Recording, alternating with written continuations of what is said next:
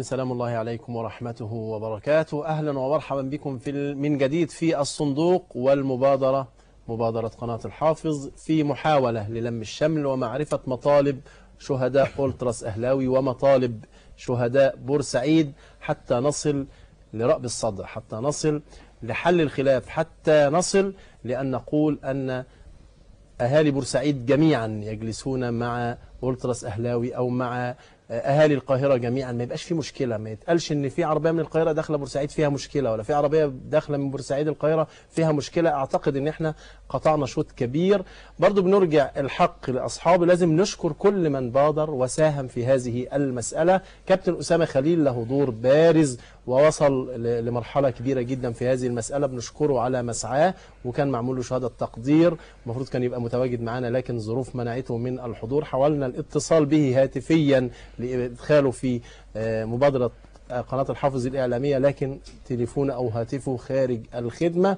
طبعا لازم تعرفوا ان اللي بتشوفوه على ساحات الإعلام ان القناة دي ضد القناة دي ضد القناة دي، أعتقد ان هو ده أمر مش مقبول. شفنا العكس النهاردة لما الناس سمعت عن مبادرة قناة الحافظ، كل الأطياف سواء كانت دينية، إخوانية، ليبرالية، علمانية، الكل سعى والكل جاء والكل أتى ليؤيد قناة الحافظ في هذه المبادرة. اسمحوا لنا نرحب بضيوفنا الأكارم في الفقرة الثانية من الصندوق. نبدأ من على اليمين وكلهم نجوم ما شاء الله.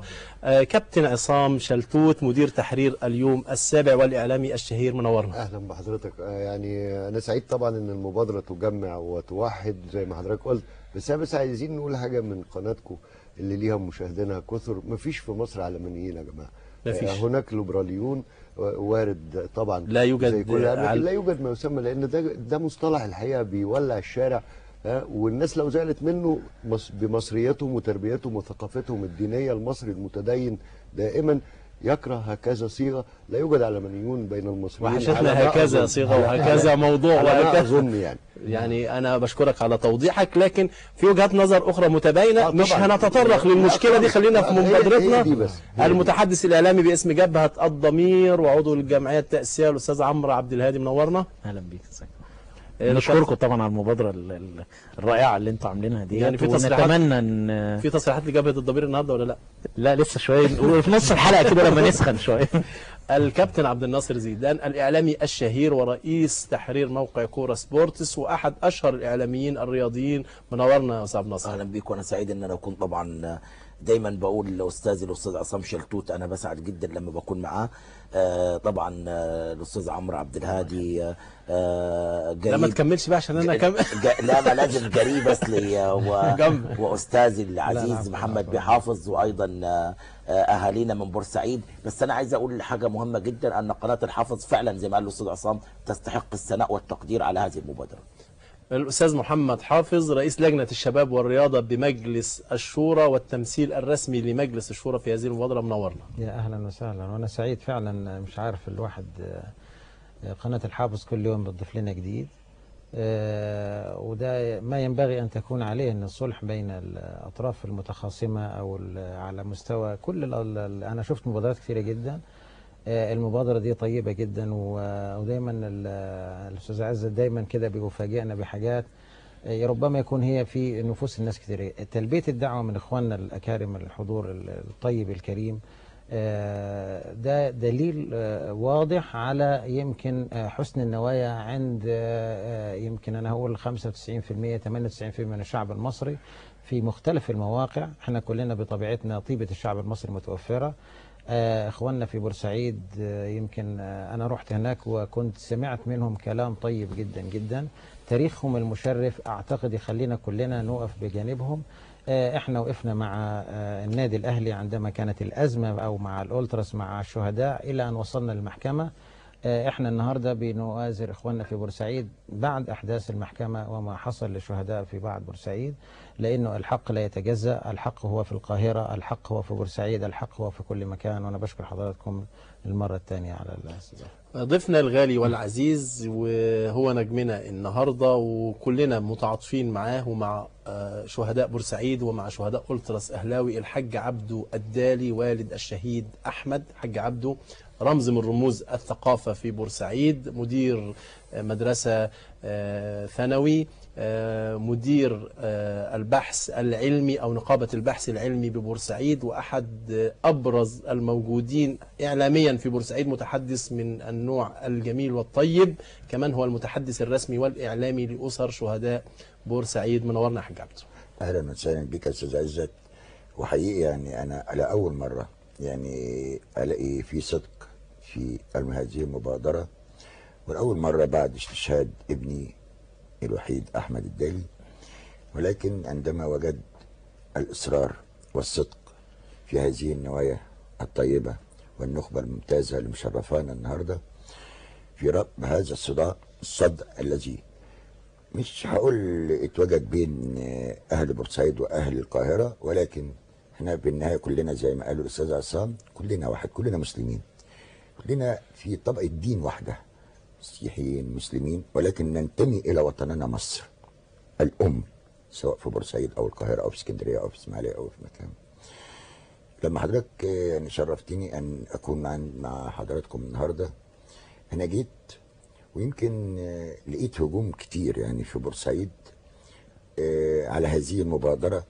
مش في بورسعيد بس وفي القاهرة والله، يعني والله من هنا ومن هنا، بس احنا العمل خير يعني. طبعا زي ما قال الأستاذ عمرو هنتناولها في الحديث بتاعنا في جلستنا اليوم، لأن في هناك يعني لابد أن يكون هناك آلية لتنفيذ هذه المبادرة. بس مش بورسعيد يعني، من البعض طبعا، هو قال بعض. انا متاكد. لا يا فندم، انا من اهل من بورسعيد ومع حضرتك ووالد شهيد وقاعد مع حضرتك. لا انا بس ايه يعني البعض اللي مش عايز هدوء في البلد. انا عاوز اقول لسعادتك على حاجه، نحن حريصين على بلدنا ووطننا مع الحدث الجلل اللي عند اولاد فينا، ثق تماما ان ما تيجي المصلحه العامه لوطننا، تيجي المصلحه العامه لبلدنا، لابد ان نحط ايدينا في ايدين بعض وننزع احزاننا جانبا شويه، ولكن لابد ان يكون اليات التفعيل، اليات الصدق اللي بيننا وبين بعض، ده اللي لازم نطرحها ونشوف الاليات ايه اللي ناقصاها في شعب بورسعيد او بعض اهالي زي بعض، حتى لا تكون المبادره كلام موسى. صحيح. ولكن يعني مش حضرتك يعني بتمثل لينا والد شهيد عزيز على الكل في كل مصر، وكل الشهداء منذ الثوره اللي عملها الشباب، ويا للعجب يبدو ان ربنا سبحانه وتعالى بيختار احبابه من الشباب يعني. لو بورسعيد كلها حتى زعلانه، ما احنا قاعدين عشان كده، ايه المشكله يعني؟ انا مع حضرتك، عايزين نزيل هذا الزعل زي ما كان الالتراس كله زعلان زي ما سياده النائب قال. ايه المشكله يعني؟ لابد ان يكون الاليه هو شيء خاص يعني جدا، لازم يكون في اليه انت تشجعني على اساس امد ايدي. صحيح. بس ده المطلوب، قواعد المشتركه اللي احنا بنقف عليها، ده القواعد اللي انا زي ما قال استاذنا الفاضل محمد حافظ ان كلنا سواء شعب بورسعيد او شعب جمهوريه مصر العربيه، عشان مش عاوز برضه افرق بين بورسعيد والقاهره والاسماعيليه. صحيح. ساعه ما حصلت الماساه لاولادنا في استاد بورسعيد انتفضنا جميعا. نعم. انتفضنا سواء شعب بورسعيد او شعب ايا كان. تعني الحادثه الخاصه بجماهير التراس اهلاوي. نعم. كلنا انتفضنا وقفنا جنب الحق. نعم. اخدت بال حضرتك؟ وما زلنا واقفين جنب الحق، ولكن الحق والعدل. اخدت بال حضرتك؟ لما حصلت مجزره بورسعيد الثانيه لابد ان يكون هناك وقفه حق وعدل ايضا. صح ولا انت مش معايا؟ صحيح. فده دي الاليات اللي لازم نعملها. النهارده ننطلق من المساواه، ننطلق من الاخاء بيننا وبين بعض، ننطلق ازاي نحس فعلا ان الدم البورسعيدي او الدم المصري او الدم القاهره او الدم الاسماعيلي هو دم واحد، دم مصر كله. مفيش تفرقه فيه. لا في يعني زي ما قال استاذنا الفاضل عبد الناصر، لا تفرقه. نعم. اخدت بال حضرتك؟ وجميع الاليات اللي مطلوبه من شعب بورسعيد او شعب القاهره لازم يكون يحكمها العدل. نعم. اللي هنتناقش فيه دلوقتي. نعم. اللي هنحط ايدينا في ايدين بعض.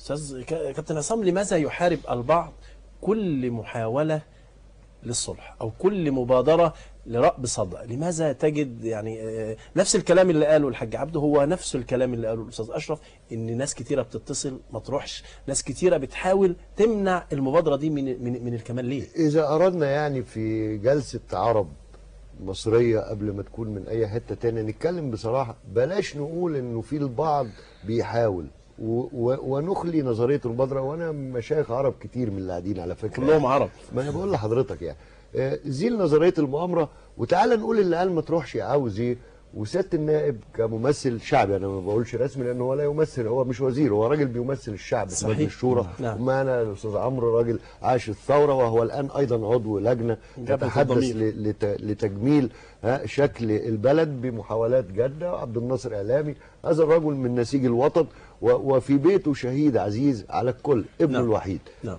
تعال نشيل ده ونسمعهم. حاله الحوار هي الحل الوحيد والتوحد. انا مش هناقش مع حضرتك البعض ده، طبعا هو احنا لو في الجنه هتلاقي برضو في ناس كده بتحاول تخرج حد قبل ما يوصل، طبيعي. جنة الدنيا مش جنة الآخرة يعني اقصد يعني على بعملك يعني خلينا نقول مجازا، يعني معناها برضو ما تقفليش على الواحد يعني. لا مش هقول لك. حتى سياده النائب لما لم الموضوع، وانا عارف مغزى ما يقول، قال 95 ل 98%. صح. هل هناك شعب يعطل مسيرته 5 ل 2%؟ كنا نعرف جيدا انهم اصحاب كل الحقوق الحصريه في العهد البائد السابق. نعم. وكانوا معيشين بقى 98 ل 95. نعم. في المكاتب، مكاتب ايه ده، في الشوارع العشوائيه الخلفيه. نعم. تعال بقى نستبعد كل دول ونسمع بعض مره، نسمع اصحاب المصيبه. صحيح. والمصيبه لما بتقل من فضل الله بتهون، واكتر حاجه يعني بتنزل هي الاحزان. ده فضل ربنا اظن على البشر يعني. نعم. والا لمات كل يعني حبيب ورا حبيبه وكذا يعني. لكن اسمعهم، الشباب الاحمر اللي هو كان فاقد كل الاحلام واندفع تجاه شيء واحد بس عندما فعل فيه لاقصى مدى، وهو التشجيع، كان يلاقي حصاد من وطنه، او هكذا يعني يطلق وطنه الاحمر ده، يروح يشجع فيلاقي يا اخي غريبه قوي، يلاقي دوري وكاس وكذا. فامن بالفكره دي، لانه لا تعليم ولا مثل اعلى ولا حق في اي حاجه. ايضا في بورسعيد، هذه المدينه التي عندما تصف من يريد ان يكسر عظام مصر كان بيبدا ببورسعيد يا اخي، يالا العجب يعني، من اول الصخره ومن اول التاريخ ومن اول كل حاجه، ويبقى انها تركيبه من باقي مصر، كل واحده فيهم بطعم. ايضا هم ايضا راوا ان هذا الوطن هو حلمهم، الوطن الصغير طبعا. نعم. هو حلمهم الوحيد، لان هم بقى الشعار بتاعهم نفوذ لنواصل ضد الفساد، او هكذا تخيلوا، ضد فساد الاخر اللي بيجتاح العاصمه وبيجتاح كل الاشياء، واخد بالك؟ متنفس وحيد. وايضا هم من الناس اللي الرقعه بتاعتهم زي محافظات كثيره طبعا. مش بورسعيد بس، ما هياش العاصمه، ما هياش فيها كل يعني افيال الفساد في وقت الفساد الكبير اللي عشناه 30 سنه سواد يعني. عشان كده دايما عندهم حاله خاصه جدا. يا اخي بلد كل ما يجي رئيس يكرهها، حاجه غريبه جدا يعني. ولم يذهب احد في الميعاد. يعني الكلام ده منسحب على الدكتور محمد مرسي ولا القديم؟ انا اتحدث على السابق على السابق. ولو ان هناك شيء للجديد، لكن مش ده موضوعنا. انا بقول لك ما يشعر به اهالي بورسعيد. لان الحقيقه دي من البلاد اللي اتحدى اي حد لو راح وبقى حابب يرجع. يعني انت لما تروح بورسعيد تبقى نفسك تبيت ليله في بورسعيد.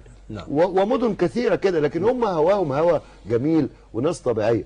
شعروا ان الحكام فسده كثر كانوا دائما ضدهم، حتى عندما كسر القاعده عبد الناصر كانوا يشعروا ان هناك في الخلفيه برضه من يفسد، واخد بالك، وقالوا له لما راح. وهذا هو ما ينتظروه على ما اظن ولخصه والد شاهدنا كلنا.